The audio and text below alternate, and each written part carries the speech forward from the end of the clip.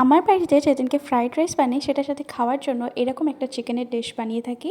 তো প্রথমে আমি বোনলেস পিস চিকেন নিয়েছি, সেটা ছোটো ছোটো করে কেটে নিয়েছি। তার মধ্যে পেঁয়াজের টুকরো, লঙ্কার টুকরো, একটা ডিম, নুন আর গোলমরিচ মাখিয়ে আমি এটাকে আধা ঘন্টা মতন ম্যারিনেট করে নেবো। এখন কড়াইতে হালকা তেল দিয়ে একটা রসুনকে আমি কুচি করে দিয়ে দিয়েছি, আর তার মধ্যে আমি দিয়ে দিচ্ছি চিকেনটাকে। এটাকে হাই ফ্লেমে কালারটা চেঞ্জ হওয়া অবধি আমরা এটাকে ফ্রাই করে নেব।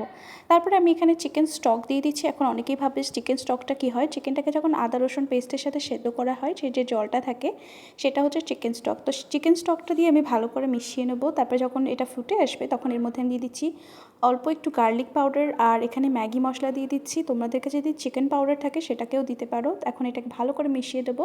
এর মধ্যে দিয়ে দিচ্ছি পরিমাণ মতো নুন, আর এখানে আমি 1 চামচ কর্নফ্লাওয়ারকে 1 কাপ জলের মধ্যে গুলে নিয়েছিলাম সেটা দিয়ে দিচ্ছি, আর ধনেপাতা দিয়ে ভালো করে মিশিয়ে নিলে তৈরি হয়ে গেল আমাদের চিকেন চিলি অনিয়ন। এই ডিশটা তৈরি হতে মাত্র 10 থেকে 12 মিনিট সময় লাগে, আর এটা ভীষণ ডেলিশিয়াস হয়। অবশ্যই এটা কিন্তু ট্রাই করে আমাকে জানিও।